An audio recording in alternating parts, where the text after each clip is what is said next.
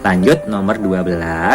Bangsa yang merupakan pendukung peradaban Mesopotamia adalah, nah, Mesopotamia itu kalau sekarang itu kayak di Irak ya. Tapi kalau Irak itu apa dulu udah ada? Enggak ya. Jadi jangan gunakan nama-nama sekarang di nama-nama dulu gitu. Jadi belum tentu nama-namanya itu sama, belum tentu ya. Tapi ada juga yang namanya sama ada, tapi belum tentu sama gitu.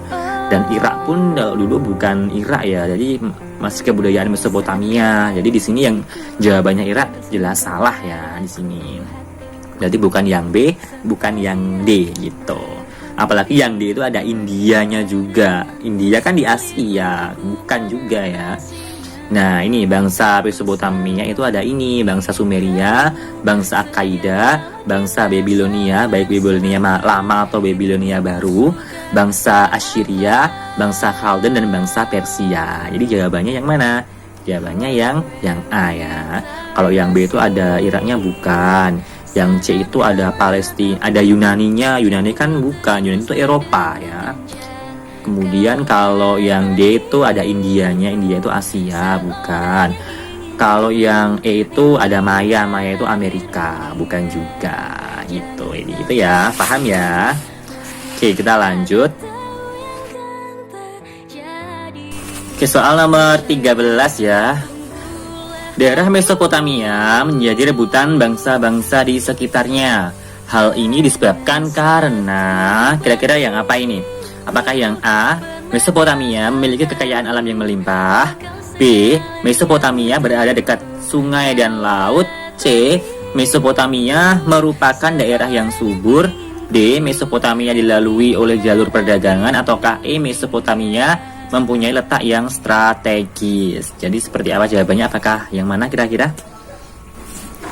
Oke, jawabannya ini adalah yang nih lihat dulu ya. Jadi kondisi geografis wilayah Mesopotamia itu dikelilingi oleh gurun Nafut dan Samad. Jadi ada gurunnya. Kalau gurun kan nggak subur ya otomatis ya. Gurun kan nggak strategis letaknya, jadi panas otomatis. Tapi dialiri oleh sungai Eufrat dan Tigris sehingga Mesopotamia sangat makmur. Jadi di sini jawaban yang paling tepat ialah yang C. Ya, subur karena dialiri oleh sungai Eufrat dan makmur. Jadi letaknya bukan karena letaknya yang strategis ya, karena letaknya emang di dekat gurun. Tapi yang bikin subur itu karena ada sungai Eufrat dan Tigrisnya. Paham ya?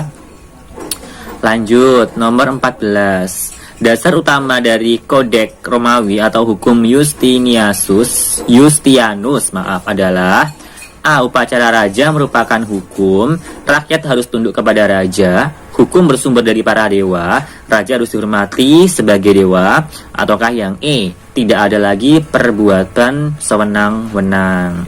Ya, sebentar kita bahas dulu ya.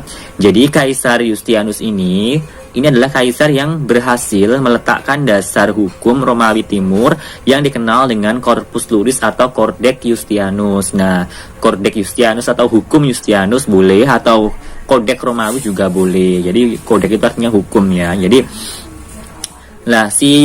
Kaisar Yustianus ini adalah kaisar pertama yang berhasil membuat hukum. Jadi kayak peraturan undang-undang itu. Dia adalah orang pertama yang membuat undang-undang di dunia ini. Nah, tujuannya untuk apa? Otomatis tujuannya agar tidak sewenang-wenang, adanya kesetaraan hak asasi manusia di sini tujuannya.